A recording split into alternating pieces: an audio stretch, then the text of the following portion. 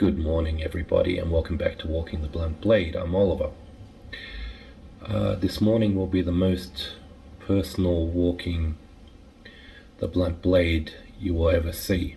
I want to discuss a topic that's very near and dear to my heart.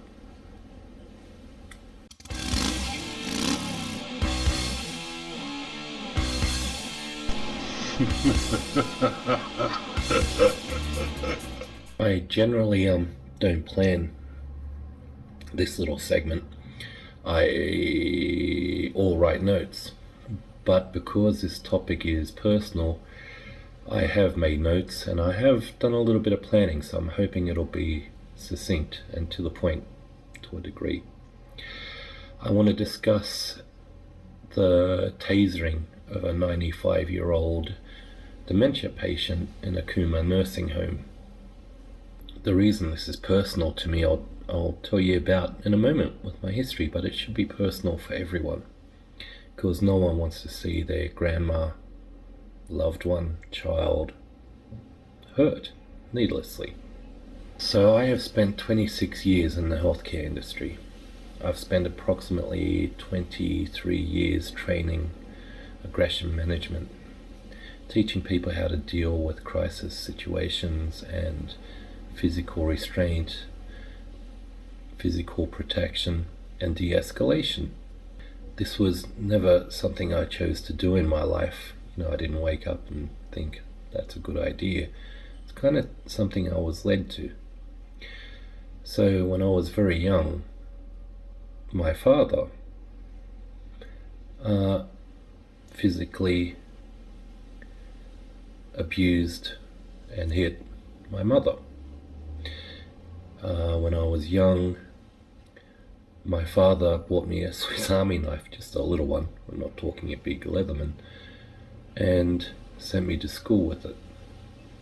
When I came to Australia and went through the school system, I went through massive amounts of bullying and harassment, to the point where some would never believe what happened. I joined the healthcare industry and saw more bullying, harassment, discrimination, aggression, and violence than most people would see.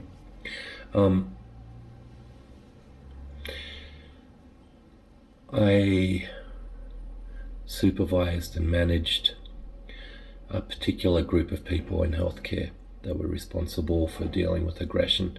I personally spent thousands upon thousands of man hours dealing with aggression, whether it be physical, being violence, but we'll discuss that later, or stemming from alcohol, drug problems through to medical and mental issues, bullying. I spent literally thousands upon thousands of man hours of not just de-escalating potentially explosive situations, but in worst case scenarios, physically restraining. I've also done mechanical restraint, which is different again, but we won't talk about that so much. And I've never ever sustained an injury, and as far as I'm aware, no one has ever sustained great injuries while I was on shift, and no one certainly has ever died. I not only spent 26 years in healthcare, dealing with loads of aggression and violence, and there's a difference between the two, which we'll discuss. But my mum had 2 marriages, and the second marriage was a lot more abusive than the first. And we don't need to know all those details, but there's a quick history of myself. So the New South Wales Commissioner, Police Force Commissioner, described in an interview that New South Wales Police, and I think it's the police force all around the world, but New South Wales Police in this case, are trained in de-escalation and tactical options. I'm not laughing, and I'm not trying to make fun of the police force, not in this country or any other country. I think being in the police force is a highly difficult job. One, foremost, because I think a lot of them are corrupt, but secondly, they see a lot of situations. Now, has the general police officer in Australia seen the aggression and violence that I've seen? I don't think so. They've maybe seen more severe on occasion, but I don't think so. The simple truth, given the 95-year-old lady in Cooma, is there was no de-escalation. Not from what I saw. And again, tactical options were used. The commissioner went on to say that she refused to watch the footage, as she didn't need to see it. She's copped a lot of flack for that. Now, personally, I understand. Given my positions in life, I've had to review a lot of footage, and it goes with the job, unfortunately. Yeah, she should probably review the footage to be 100% certain. However, I'm sure she's not an idiot, and she understands what happened on the day was wholly and solely an overuse of force. It was an abuse of power. Now, obviously, I don't know everything about the case. I did see a use of handcuffs, and there was a use of a taser for a 95-year-old demented lady. And in both cases, I would argue, off the top of my head, even just hearing about that's without a doubt not required, an overuse of power, and people, again, just running on adrenaline. And it makes me wonder what kind of adrenaline they're running on. Because in all fairness, as much as New South Wales policing or policing around the world have a difficult job, let's get real. Australia has generally no guns. New South Wales Police aren't dealing with the aggression and violence, I think personally, that I used to deal with, amount-wise, nor are they, living in New York or LA. Now, I've been to those places. And policing's a little bit different. We're talking about policies in regards to aged care facilities, showing care, dignity, and respect. But again, I've taught this classically for years on end, that this should be offered to everyone, not just the elderly. So anyway, the commissioner concluded in the interview I saw that the police lack the skills in regards to dealing with dementia. But I think they lack the skills generally in regards to dealing in crisis situations. Because the view, I imagine, I've never gone through police training, but I imagine a lot of it is based on tactical responses and options. Again, this isn't America. The police generally, my understanding, having met a lot of police officers, privately and professionally, and again, I'm not having a go at any of the police forces. I've met a lot of very, very good police officers, and some not so good. They lack the ability to work with reasonable force guidelines. And we'll talk about that in a moment. The police don't have the necessary skills in de-escalation. Not in regards to dementia patients, full stop. With the whole incident in Cooma, police should be found equally as guilty of assaulting someone. assault is assault. It doesn't matter if you're a police officer or otherwise. And we need to understand, and it's a big one for me, the difference between aggression and violence. People can talk as aggressively as they want. They can act as aggressively as they want. There's still a difference between aggression and violence. Generally, aggression leads to violence, but it's not always the case. So if you have someone super escalated, cursing and swearing and threatening, it doesn't mean they're violent, necessarily. There's something that's called the use of force continuum. And it has no universal standards, not here in Australia, and as far as I'm aware, not anywhere. It's unique to each individual organization. Police force, military, healthcare, education, etc. Which is a little bit scary. So I try to educate people in what reasonable force guidelines, and that's required within every organization, if you ask me. So 1, it needs to be necessary. 2, it needs to be reasonable. And 3, it needs to be proportionate.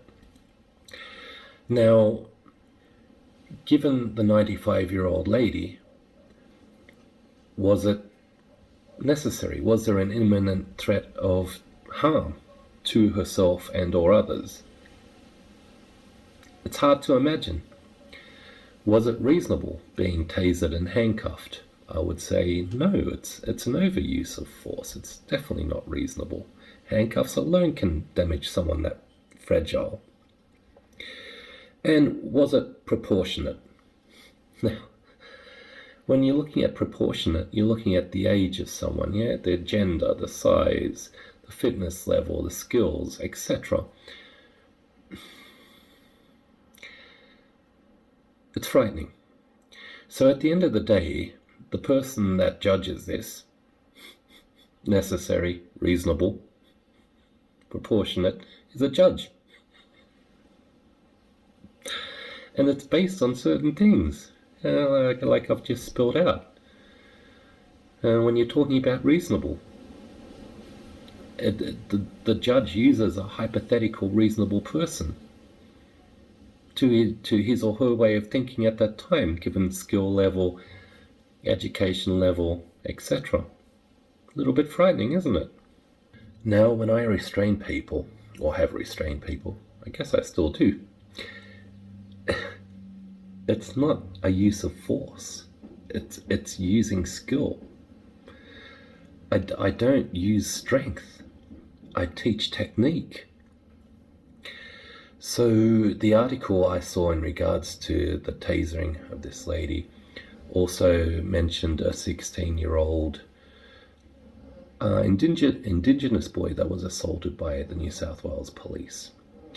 And we've also seen lots of security footage and police footage in the past where people have died because we're restraining people inappropriately.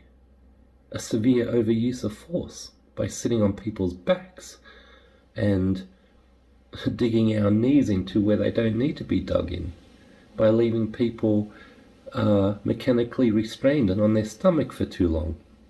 This is an overuse of force and abuse, very simply. So a 16-year-old was assaulted by New South Wales Police. Will the police officer ever be charged and get what I would prefer to think of the correct punishment, like a good at least 3 years of jail time? I don't think it's going to happen. Those officers and security guards that choose to sit on people's backs and kill people, have they been charged? I'm sure they have, but have they been dealt with appropriately? I'd love to find out. If you know, leave a comment below. So last but not least, another reason this is so personal to me, other than growing up with domestic violence, spending thousands upon thousands of man hours with occupational violence, harassment and bullying in the healthcare industry. I'm a big fan of life. I don't think people need to be degraded needlessly or have their life taken away from them needlessly. The last example I'll give you is this, and I'm not going to give too many details.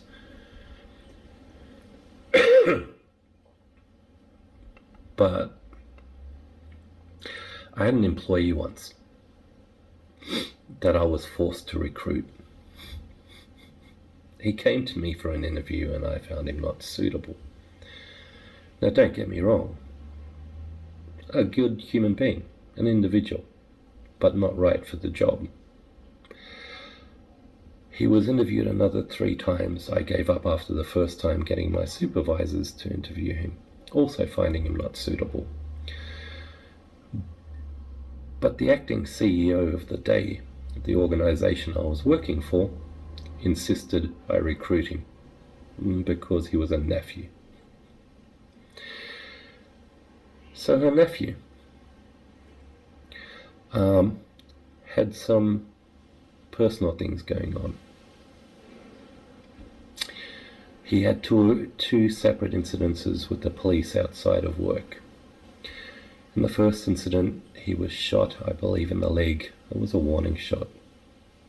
In the second incident, they shot and he's dead. Now, because I have a soft spot for humanity, I'd like to think a lot of that could have been avoided. And believe me, I spent some time privately and professionally with this individual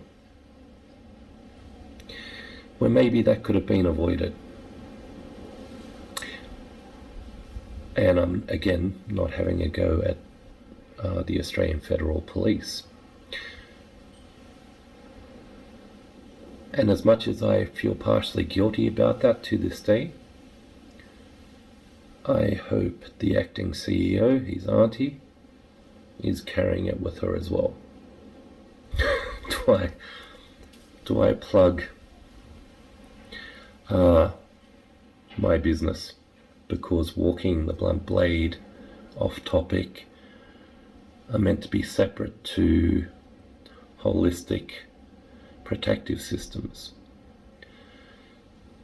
But because I'm so passionate about this, I will highlight my business and say that everyone can stand to learn about aggression and violence. Everyone can stand to learn about crisis management, reasonable force,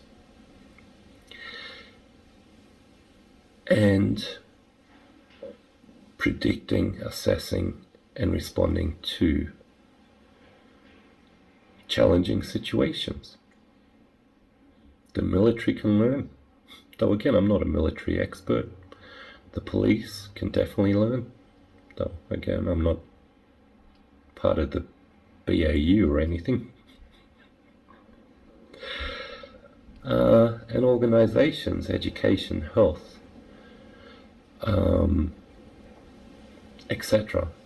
definitely can learn. Because what my organization does, it teaches responsibility versus rights and a friendly, safe environment that's non-punitive and as safe as you will possibly get. Not perfect, because there's no such thing as perfection, but definitely tried and true. Alright, that's the end of my rant for this morning. Everyone out there, take care. And again, one of the reasons I'm so passionate about this, and I've said this, I've actually taken my own son to hospital when he was younger. And they said, well, we'll call the wardsman and the nurses to restrain him. And I went, no, I'll restrain him. You just focus on your job and I'll make sure he's restrained. What pedophiles need to be aware of, and what the police force need to be aware of, and I think what we all need to be aware of, is our actions, because they will result in further action. I've always said violence only breeds violence, and the pedophile's biggest problem isn't being caught by the police, it's being caught by parents. The police's biggest problem isn't being caught doing the wrong thing on camera, but rather being caught doing the wrong thing by family and loved ones. So there's a huge knock-on effect, and we need to control this adrenaline rush or this stupidity, whatever you want to call it, and we need to learn to balance that, and that can be done through logical, holistic education. All right, end of rant. Good morning, everybody.